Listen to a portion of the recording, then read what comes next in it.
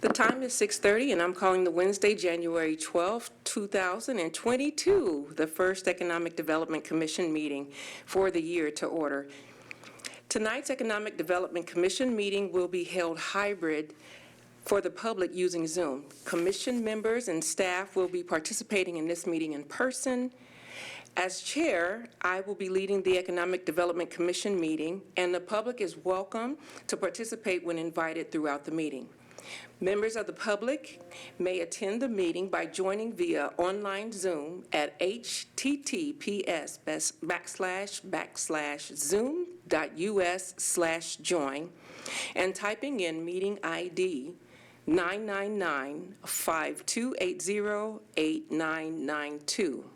Once you are logged into the meeting, please use the chat feature to tell the moderator which item you wish to speak to.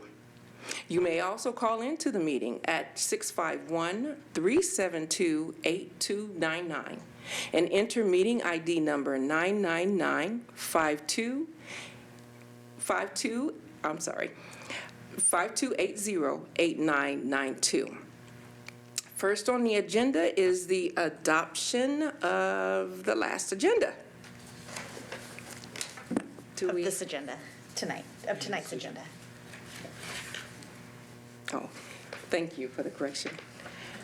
All right. Second item on the meeting tonight is the adoption of the agenda. Do any members of the commission have any changes to the agenda? Nope. Nope. All right. Do any staff members have any changes to the agenda? None from staff. Okay. All right. May I have a motion to adopt the agenda? So moved. We have Commissioner Anderson. Second. We have Commissioner Sislo. Thank you. And the agenda is adopted. We'll have to have the commission members vote on the motion. Okay. So you can ask the commission for their vote at this time. Okay. Well, she's asked the question. Can we have a motion for your vote at this time? Yes or no? Commissioner, why don't I just go around? Commissioner Anderson. Yes. Commissioner Kopic. Koplik. Yes. Commissioner Sislo. Yes. And Commissioner Jansen. Yes. Thank you. And the motion passed. So now we are on the next agenda item, which is the approval of minutes from the November 10, 2021 meeting.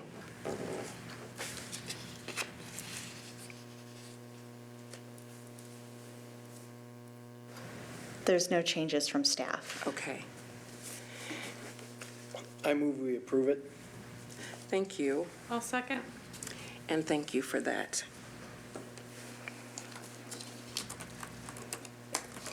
So there are no changes, and the agenda, the minutes have been approved. We are open to, we'll move on to the third item on the agenda, which is Vote. every one of them? Okay. Commissioner Anderson? Yes. How do you vote? Yes. Commissioner Kopic? Commissioner Jansen? Yes. Commissioner Sislo? Yes. And the motion is so moved. All right. Third on the agenda is with the open to business update, and this one is, it looks like this is just informative, and so we have Natalie Muliso, who is joining us virtually. Is that correct? Okay. She's with MCCD with Open to Business, and she's the advisor, and she'll provide us with a presentation of the item and an overview of the background report. Welcome. Thank you so much for having me this evening. It's so nice to be here to present again to the city of Burnsville. And I see some familiar faces as well, so it's nice to see everyone, and Happy New Year. My name is Natalie Muliso, and I am the Small Business Advisor for MCCD's Open to Business program which serves Dakota County, and that's my area that I work in exclusively. And we work with a few other counties as well in the Twin Cities region.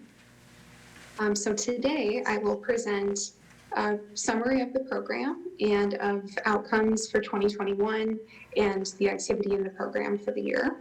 I'll also highlight my approach for the year and speak to that a bit, and then the outcomes specifically for Dakota County and also the city of Burnsville, highlighting some events and partnerships that occurred throughout the year and different outreach efforts to raise awareness about the program.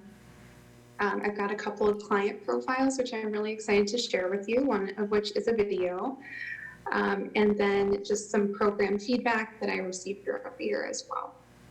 So that's what I'm going to discuss today, and Beth, if you can go ahead and advance to the next slide, please. And the next one too, thank you. Okay, so my approach for 2021, just to back up actually, kind of a half step. I did start in this position in mid-year of 2020. So 2021 was really the first kind of full year that I had in this role. And so for me, it's really exciting to be able to look back on the year in the entirety and take a moment to look at those outcomes and to present that to you. So thank you for the opportunity.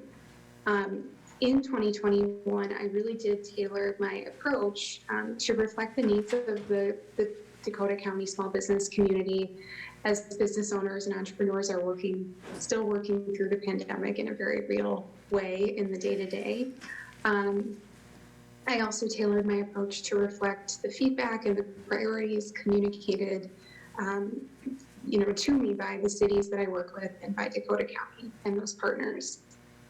I very much prioritized outreach, just because so much was going on in 2021, so many, grant programs and different resources to help businesses get through the year and survive and grow their business, keep their doors open, really making sure that people were aware of the programs that were in place to do that and the tools and the resources that were available to help them. And so, that really looked like reaching out to clients in a proactive way, reaching out with community partners, leveraging those relationships, and talking quite a bit to bankers as well and lenders in the community to make sure that they knew about the Open to Business Loan Program and how we can partner with banks to work on their projects and to get their deals done in a collaborative way. Also prioritized communication and was very proactive with that throughout the year, both, to funders and to partners and to clients that I was working with, making sure that they knew about trainings that were going on or other resources like I mentioned earlier. Just really focusing on connecting people to resources and being that conduit for them. Strengthening our lending relationships with the local bankers in the community, increasing awareness around our loan fund. You can see an ad here on the slide. We do put out at least one ad per quarter. And this ad in particular was tailored to lenders or to business owners that were looking for loans to advertise our loan fund and our lending capabilities. You can go ahead and advance the slide, please. Thank you. So in Dakota County throughout 2021, this slide is really a snapshot of the outcomes countywide. I've really focused on capturing some of the client stories and putting, faces to the work that we do in Open to Business, including those in the quarterly reports, which perhaps some of you may have seen, which would be wonderful. I'm going to share some today, like I mentioned. But really doing a great job of telling those stories and raising those stories up. I'm actually working really closely with Beth on producing a video for the city that highlights 3 client stories and 3 businesses in the city of Burnsville, which is forthcoming hopefully just in the next few weeks. So we're super excited about that, both to tell those stories, but also that the video will help increase awareness about the Open to Business program and connect more people to the program. So keep a lookout for that in the weeks ahead. Also, let's see here. just highlighting those open to business clients and those stories and the services that we provide. Expanding our quarterly reports to include more of that good information and really to tell a complete story of what Open to Business does and how we work with clients, including quotes and just any extra, good information to illustrate what the program is doing in the community. Really focused on the banking outreach and the banker outreach, which I mentioned earlier as well. I've got a big, Rolodex full of new banking contacts, which is really exciting.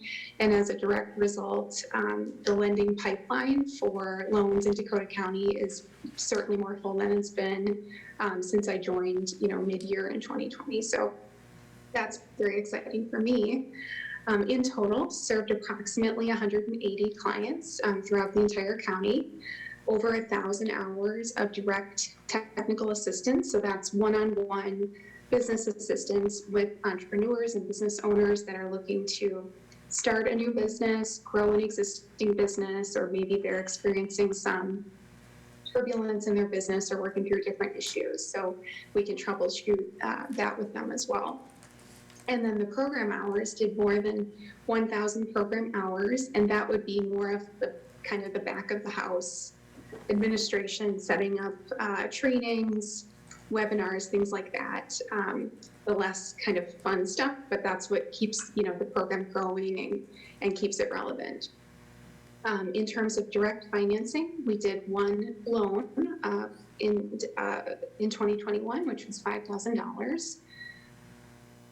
We facilitated $256,000 in capital, and that would be working in partnership with a bank or another nonprofit lender to help them underwrite that loan and to facilitate the process.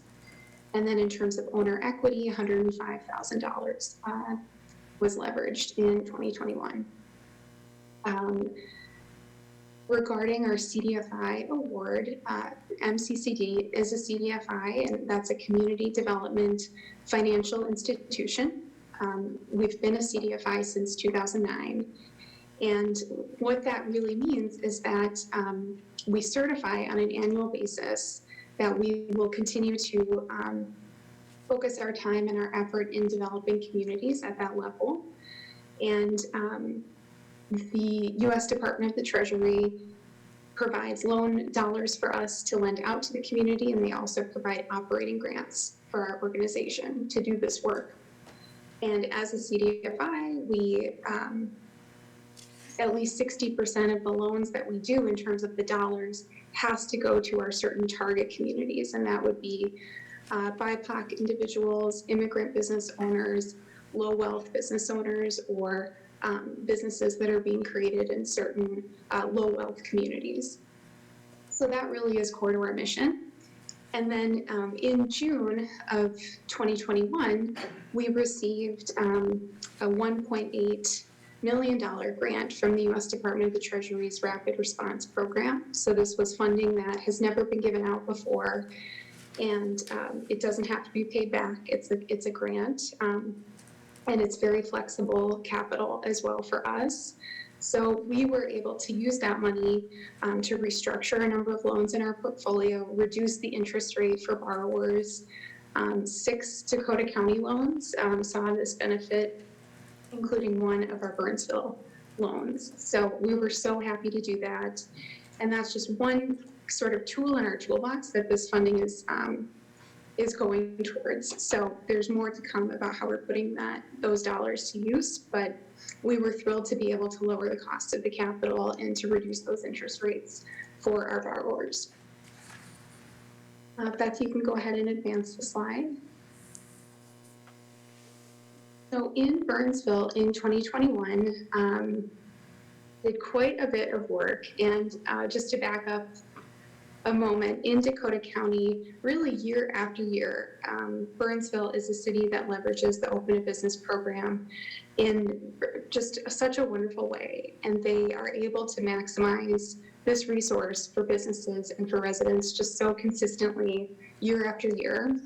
And that's a testament, I think, to the city's support of the program, and specifically Jenny and Regina and Beth, and just how great they are at making those connections and being advocates for the program and connecting the businesses that they talk to every day to Open to Business. So I was just thrilled to see this and these numbers in summary for the year. So in 2021, assisted 26 clients in the city of Burnsville. About half of them were women-owned businesses, which is pretty much the case throughout the Open to Business program and the other counties and cities that we work in. About 40% of the business owners assisted were low-wealth individuals, and about 30% were BIPOC or immigrant businesses. 16 were startup businesses, 10 were existing businesses, and a huge impact in terms of jobs, particularly because there's one manufacturing business that we're working with that just employs, a very large number of people. So a huge job impact, which is great to see. And about 120 direct technical assistance hours were logged throughout the year. And then, of course, ongoing service and support to the Burnsville loan clients in our portfolio. And I mentioned earlier the video that's forthcoming, which will highlight 3 of those client stories. And then in terms of referral sources, as I mentioned earlier, really the vast majority of referrals do come through directly from the city and putting those businesses in contact with me. And then, of course, some referrals coming in through other sources, like if a client is very happy with the service, they will refer a friend or someone in their network over to us. So we love to see those too. And then in terms of industries, really, focus mostly on the retail industry and the service industry. And that is also the case kind of across the board for the Open to Business program in general. And then a few other businesses that fall into the other categories like manufacturing, construction, et cetera. You can go ahead and advance the slide. So just a few highlights. I wanted to sort of illustrate the types of businesses in the city of Burnsville that are utilizing this program. A very cool business that's a startup optical supply design and manufacturing business, and I'm working with him on his business plan and really just technical assistance as he's starting up and starting to ramp up, actually going to sell his product and go to market with that. Startup fitness franchise that I've been working with for a while. She was thinking about different kind of franchise options and settled on the fitness option just recently, so that's very exciting. Working with her on legal questions, and she's starting up, choosing the right entity for her business, and then evaluating just different franchise opportunities as she was going through that process. And then the large manufacturing business, which I mentioned earlier, they are expanding, which is very exciting, and searching for a new space within the city. And an existing online retail business, working with them on guidance on financing and expansion funding, and then also COVID relief options as well. And then finally, a startup lawn care business and snow removal business, which I have a number of these that I'm advising now, so this seems like a trend. But just working with them on budgeting and really just pulling together their numbers so that they have a really clear picture of what they're doing and how they're going to make their business work in the new year. You can go ahead and advance the slide.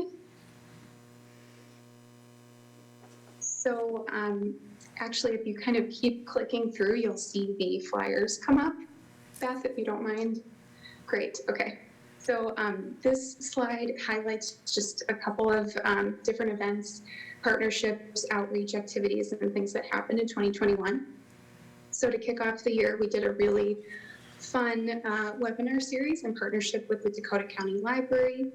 Then early in the year, I think February or March, I presented at Student Success Day for the Inver Hills Community College about building an online business. So that was really fun to meet with the students there.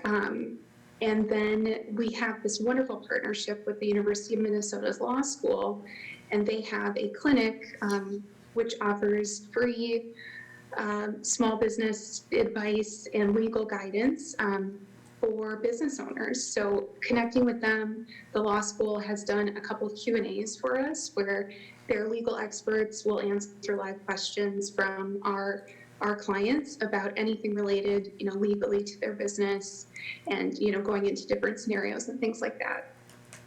So that relationship has really blossomed, and we're going to continue to work with the law school going forward. So more to come there.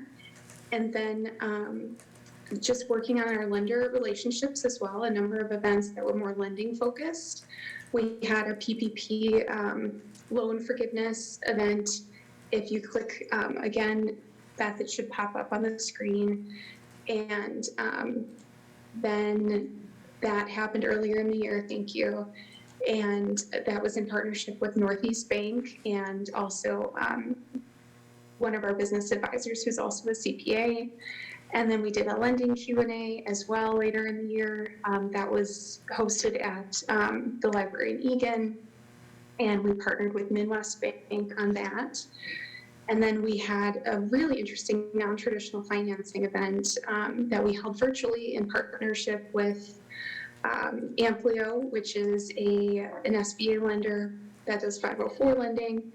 And the audience there was really, bankers to explain to them all of the different tools in the toolbox when they're putting together different deals for their clients and leveraging nonprofit lenders like MCCD and, other tools maybe at the city level as well. So I'm going to go ahead and advance the slide.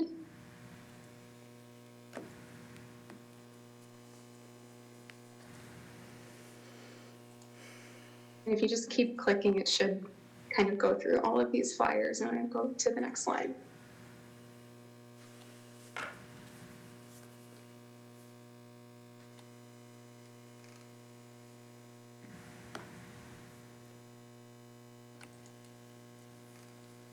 Okay, so now we have our first client profile. This is Claudia Gutierrez Mendez, and she is the owner of Hamburguesas El Gordo, which is, they've been an MCCD client since 2018. They have 4 locations, including 1 location in Dakota County, it's in West St. Paul, and they have sort of this cult following and amazing food. If you haven't heard of it, you should definitely check it out. But anyway, we wanted to highlight Claudia's story this year, and she's not a City of Burnsville client, but we produced this video, about her story and her year, and being a restaurant owner during COVID and what that is like. It's just such a wonderful example of resilience, and I wanted to play it for you today. So if you can advance the next slide and then press play. My name is Claudia Gutierrez Mendez, and I own Hamburguesas El Gordo. I am an immigrant from the border. It's called Tamaulipas, Matamoros, Tamaulipas. I am a mother of 5 children, and my husband and I started this business. The first time I contacted MCCD was when we moved here to Cedar Avenue, and it was a very tiny, small hood that we had in the kitchen to work with. We had a very big demand. It was doing really good for us, but we needed to expand the kitchen or we were not gonna make it. I contacted MCCD and spoke to Cindy about it, and she was really nice. They approved me for the first loan to expand my kitchen here in Cedar Avenue. We have created a lot of different jobs. We have 15 full-time jobs in that location and some part-time. We have just opened up on Payne Avenue. That's another 15 full-time opportunities. Over here is double. We have 30 full-time employees. So I am very happy to be able to provide that for some people and some families. My husband and I got COVID, so we had to be at home, not being able to do anything for almost 3 weeks. So we closed down for 2.5 weeks. MCCD was extremely supportive. They hold off on our loan payments. So that was a big help for me, big help for the business. And they always kept me informed of all the grants that were going out. that we could take advantage of. If it wasn't for that, I would have closed some doors. But instead we opened 2 more locations.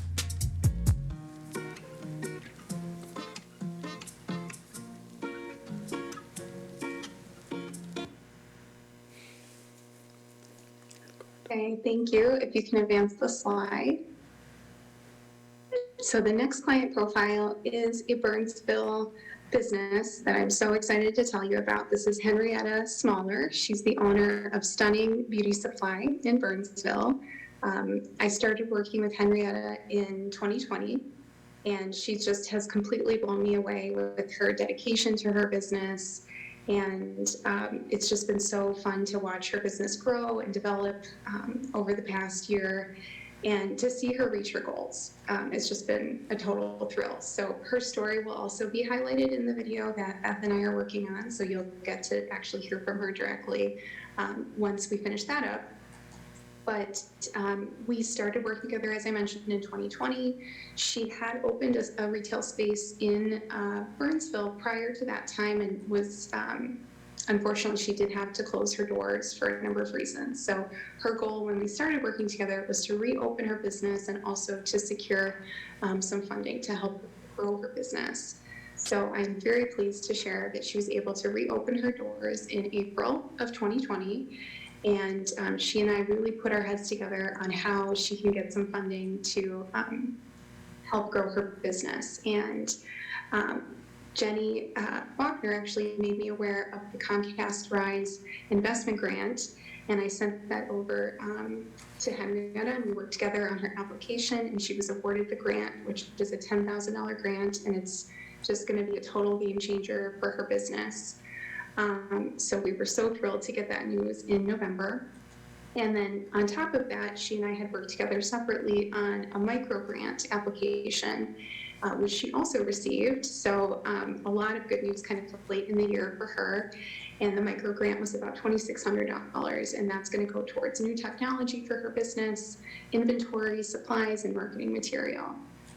So really happy to raise up her story, and excited that she's going to be included in the video that's upcoming too, so you can hear from her directly. If you can advance the slide, please. And then here in the next 2 slides, just wanted to put in front of you some feedback. I'm not going to read everything here on these 2 slides, but I just wanted to share some of the feedback that I've received about the program. You can advance the slide, and then I think we are done with the presentation on the next slide. Thank you very much. All right, that was an excellent presentation. Thank you so much, Natalie. Tell me how to pronounce your last name. Is it Muilso, or I'm pronouncing it all wrong, I'm sure. Thank you for asking. No, that's okay. It's Malso, like also. Thank you. I felt so bad. I chopped that up at the very beginning. I wanted to get that right for the public. Do we have any commissioners who have any questions for her? Actually, before we transition into that, we do have someone that's participating via phone. And just so they're aware, if they would like to speak to any item tonight, they're to press *9 to raise their hand through the phone, and then *6 to unmute themselves once we've given them permission to speak. So just so Excellent. everyone is aware of that. Excellent. *9 and then *6. Okay. It looks like it possibly be, it might be Jeff Lefevre. Oh. It might be the mystery person. Oh, I see. Okay, well, we do have a question from Commissioner Kopic. Yeah, I was wondering, that was a nice sized grant you guys got, the $1.8 million. What things do you have in mind? I know you reduced some of the term loans and things like that, but what other things are you considering to apply those funds towards? Thank you for asking, and thank you for that question. So in addition to restructuring 75 loans in our portfolio and reducing those interest rates, we are going to continue to focus on lowering the cost of our capital. So lowering the interest rate to 7% is really just the beginning. So we're going to keep working on that, and more announcements this year about that. We also used, put a large chunk of that towards our loan loss reserves, which is the funding that we set aside to offset the possibility that a loan will not be paid off. So what that really means in practice is that we have more flexibility to make more loans that could be seen as riskier loans because maybe they don't have the collateral that we would have had to require them to have in the past, or just a number of factors. But in essence, it will give us a lot more flexibility to make more loans and just to get more dollars out into the community going forward. Have you considered using any grant programs in addition to loans? We have we are able to leverage any of the existing grant programs that are available in the state of Minnesota and direct our clients there. We are thinking about more grant programs and using these dollars for grants directly to clients. We are a partner with microgrants, which is the grant that one of the grants that Henrietta was able to get. And Microgrants is a wonderful organization that's Minnesota-based, and they work directly with nonprofits. So because of our relationship with Microgrants, we're able to give our clients access to those funds. Okay, thank you. The floor recognizes Commissioner Anderson. When you get a client and start working with them, how long is it before you are able to see results? You know, starting the business, expanding the business. Does it take 2 months, a year, 2 years? Thank you for that question. I believe it really just depends, and what I've seen, in practice is that it depends. Some clients, are just laser focused and they want to move ahead really quickly, and maybe they don't have outside employment and they're just, laser focused on starting their business, and then things move really quickly. Like one of the examples I listed was a woman that's looking into franchising and making that selection and working with her on that. Things are moving along quite quickly for her.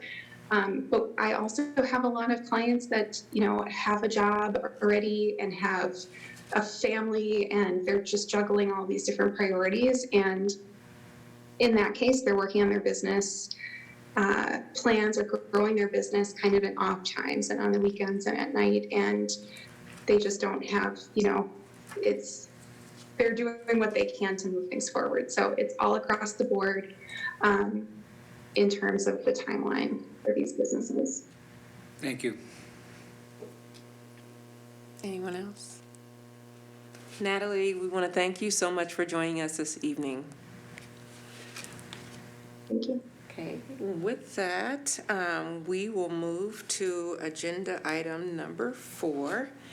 And we have our very own Beth Weber here with us to provide a presentation on the item and overview background report for our review draft 2022 EDC work plan. Beth? Thank you, Chair and Commissioners.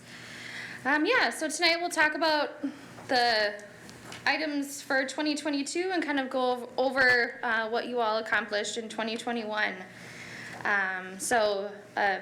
Decent sized list. I won't necessarily go through all of them, but you focused heavily on our strategic plan goals, which you regularly get updates on. And something exciting, that we've worked on last year was the Housing Assistance Improvement Programs policy. So you all provided a lot of feedback. And council is in favor of the policy, and so we're working towards finalizing that. And so you should all be very proud of the work and time and thought that you've all put into that. And we'll continue to provide updates as applicable for that.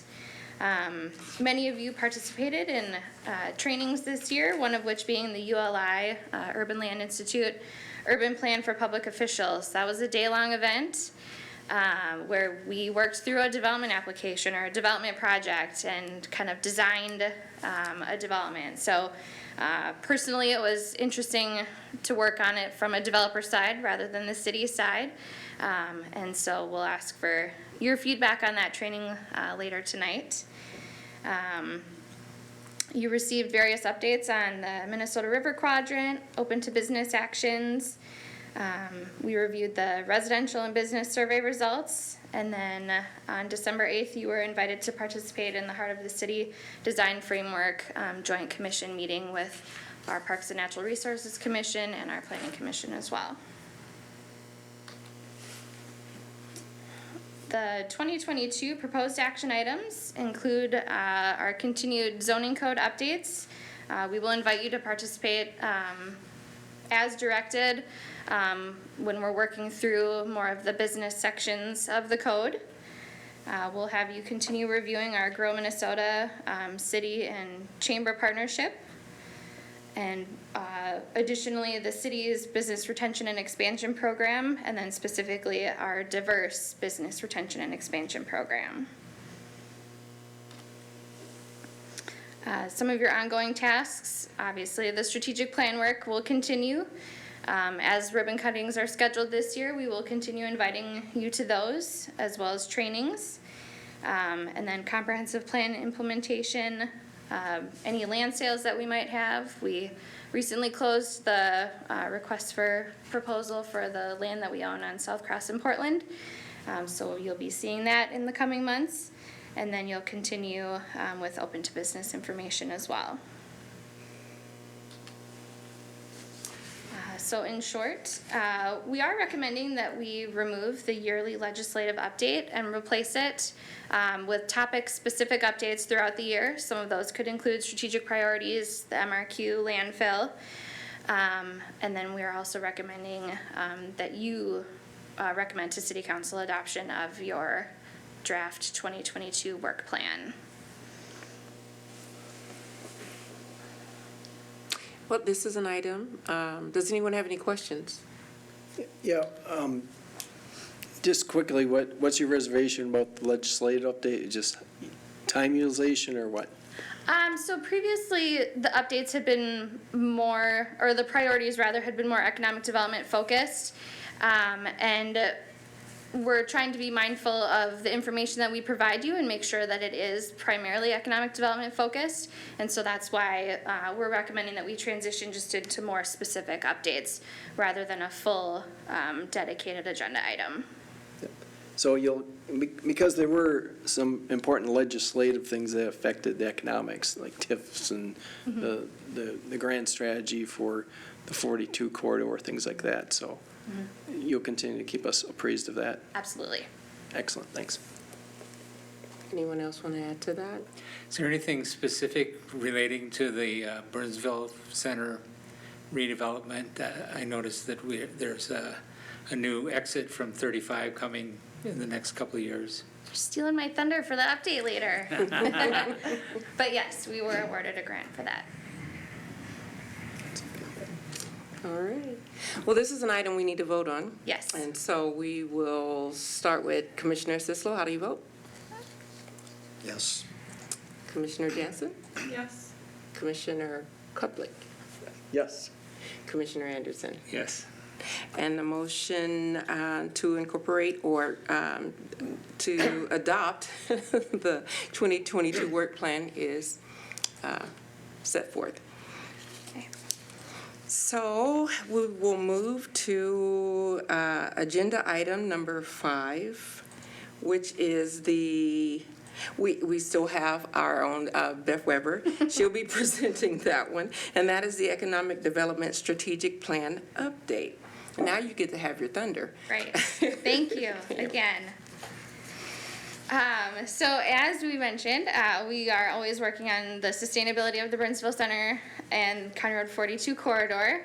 So the city was the recipient of a $3.1 million grant from MnDOT's TED program for a new ramp. So you can see a small graphic. It will be direct access off of 35W to Buck Hill Road and then into the Seritage property. So we're very excited about that. And we'll continue updating you on that as we progress through that process. And then additionally, the new Raising Cane's is nearing completion. So we do have an updated photo that I took yesterday.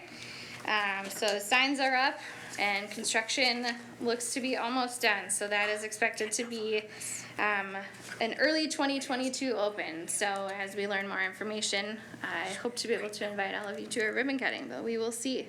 And that's over on 42? Or is That's it- at the former Pier 1 location. Okay.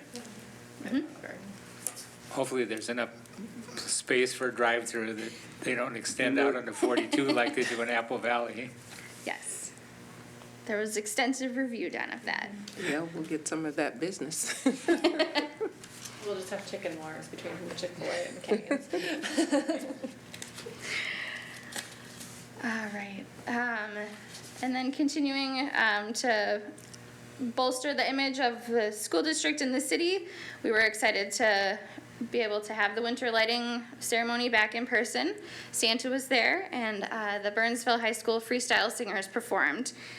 So that was a well-attended event, and people were pleased that it is back for sure.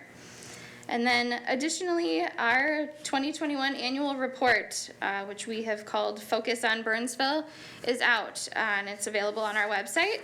And that focuses on council's strategic priorities of safety, community engagement, community development, sustainability, transportation and infrastructure, and organizational services. So it highlights our community and our everyday efforts and initiatives in those areas. Continuing development within Heart of the City, the Metro Transit Orange Line is open. We hosted, or partner hosted an event with Metro Transit in early December to celebrate that. So you can see some photos from there. And staff had a booth where we provided coffee and hot chocolate, and we had some You Belong Here branded cookies with a QR code that brings you to our website. And a prize wheel that people were really excited to try to get some You Belong Here swag. So that was a fun event. And then, as I mentioned previously, Heart of the City design framework was reviewed by commissions on December 8th, and it is anticipated that that will be completed spring of this year. We continue to work towards enhancing and building awareness around the city's existing housing and commercial programs and developing new programs as appropriate. We partner with the Burnsville Chamber on Grow Minnesota visits, and we completed 25 of them in 2021. 9 were actually completed in the month of December, and 6 of those were diverse visits or women-owned businesses. So that was very exciting to close out the year so strongly. The Center for Energy and Environment has completed 81 visits and provided 11 rebates to Burnsville residents. So we did renew that partnership, and we are still heavily promoting that option for Burnsville residents to have evaluations done of their home. And then obviously our Open to Business partnership is continuing, and we received a great update tonight. The Joint Powers Agreement will go in front of council next week for signing, but we expect that to go through. And then finally, continuing the city's position as a regional destination, we partnered with the Burnsville Chamber of Commerce and Experience Burnsville on our Eat, Drink, and Buy Local campaign that began before Thanksgiving and then closed out at the end of December. Through that partnership and with volunteer assistance, we reached almost 200 businesses with direct visits, providing them information about the program, social media campaigns, window clings, gift tags, and signage. Our medallion hunt is going on. Last I checked, it hadn't been found yet, but clues are released on Twitter and Facebook every day at 9 a.m. So if you It's been found It was found? Oh. Shoot, okay, well, at Vista View. oh, Oh, wow. wow. Beth, could you, we've got a couple new members that probably didn't know about what that program was. Could you speak just a little bit about what medallion hunt was? So our Parks and Rec department puts it on, and so they hide a medallion in one of our 76 parks, and they release clues each morning, and they didn't. Someone was very crafty and found it quickly. Thought I was going to get to participate this time. Next year. Yeah. And then winter golf is back at Burnhamwood as well on the 22nd. So that was a very popular event last year. It received a lot of media coverage. And so we expect that to be a highly attended event again this year. And that wraps up that item, if there's any questions. Chair, I just want to note, there still is a caller online. If we can have them or raise their hand to speak at *9, and then unmute at *6 if they'd like to add to any discussion.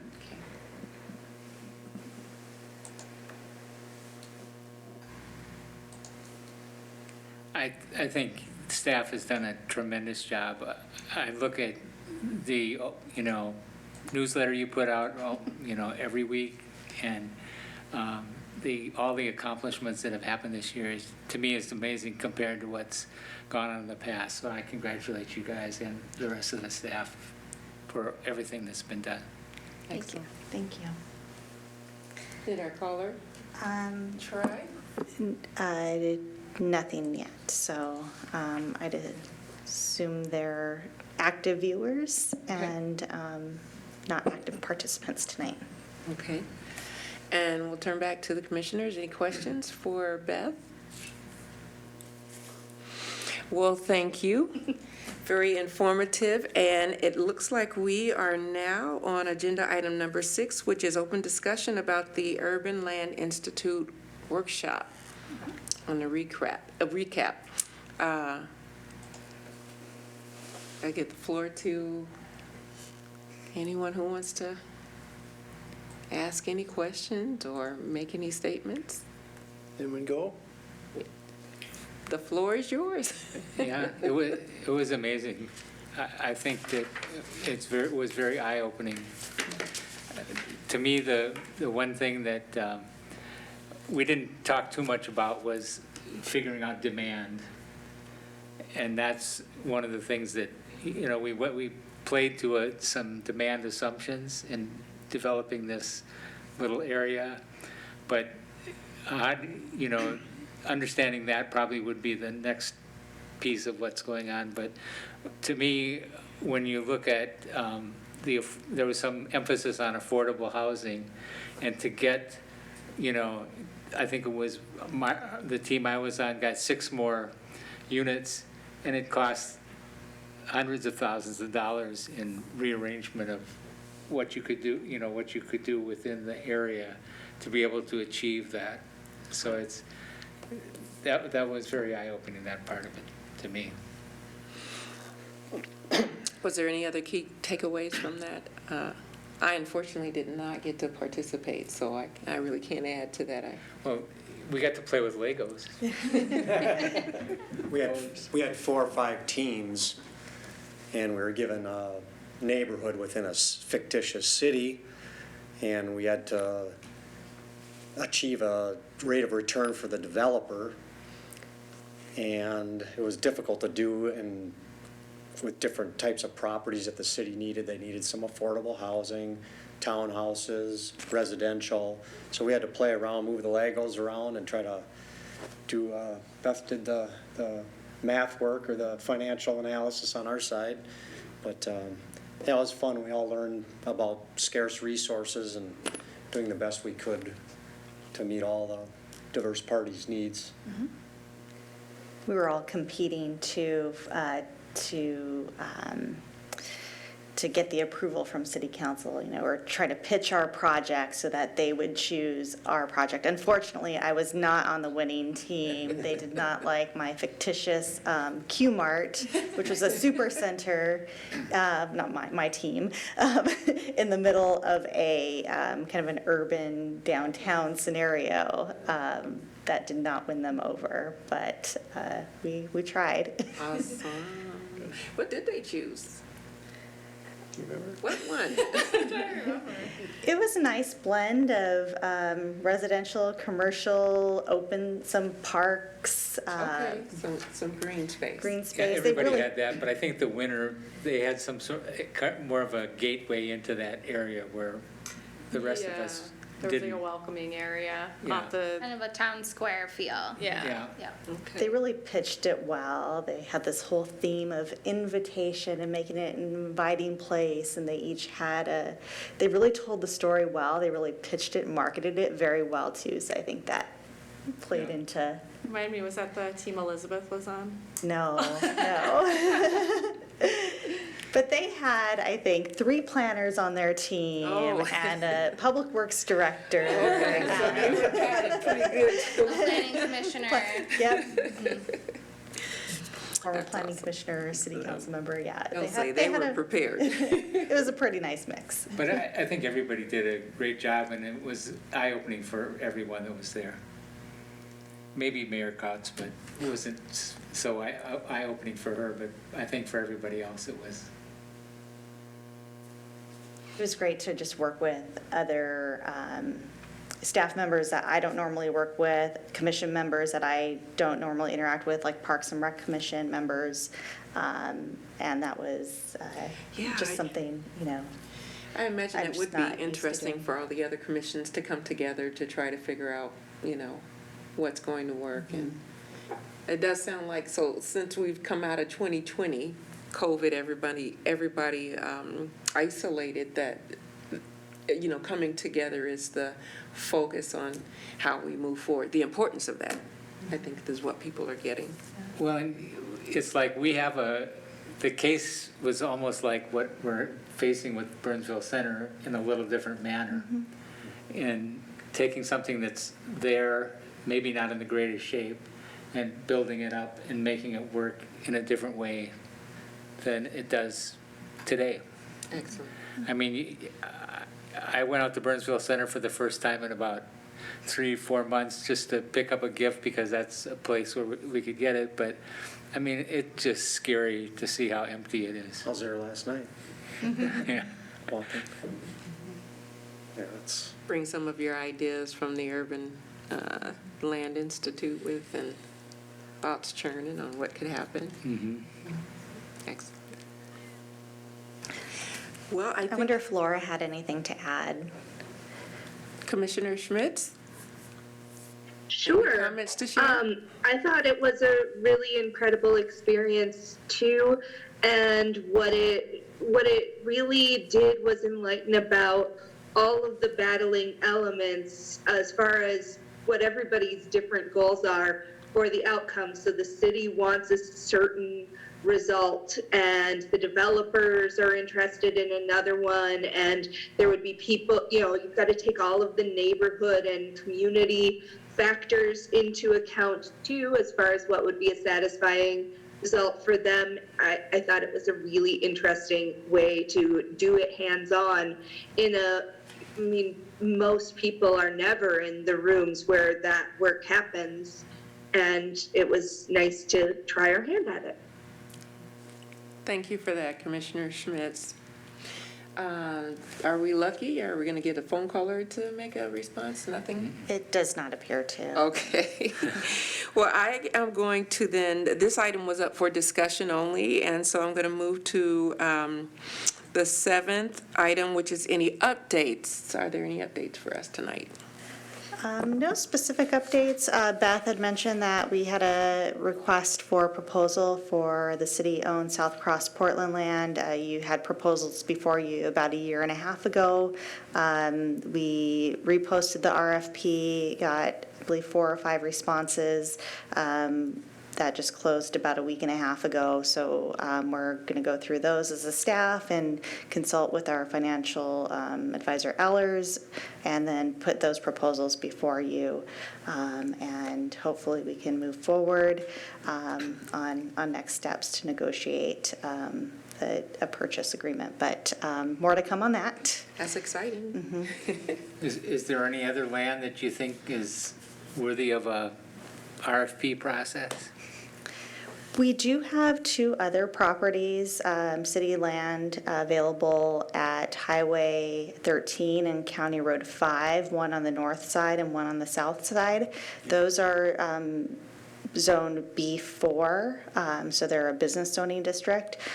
We have had some, I would say, light interest in those properties, but it is very possible that if we have multiple offers or people of interest with some serious interest, that we might go to RFP for that. We could also negotiate a one-on-one land sale if only one person's interested in the property with an active offer. So we recently had those 2 properties that I'm referencing appraised, and because the last appraisal we had was from like 2015. So we have that refreshed. Beth worked on that with with an appraiser, and we're working on updating some marketing materials. We do have signs out on the properties and have some information out, but on CoStar, but some of that information needs to be marketed a little more heavy. Okay. Just a couple final updates. Reminder to check out our development map. We do update it frequently. It's where you can find out all of the cool and exciting things we have going on here in Burnsville. And then one final plug for the community reports. So we have a page on our website that has all of the community reports and publications that we push out. And our next meeting will be March 9th. Thank you. And with that, I am going to see if I can get a commissioner to motion for the meeting to be adjourned this evening. So moved. I second.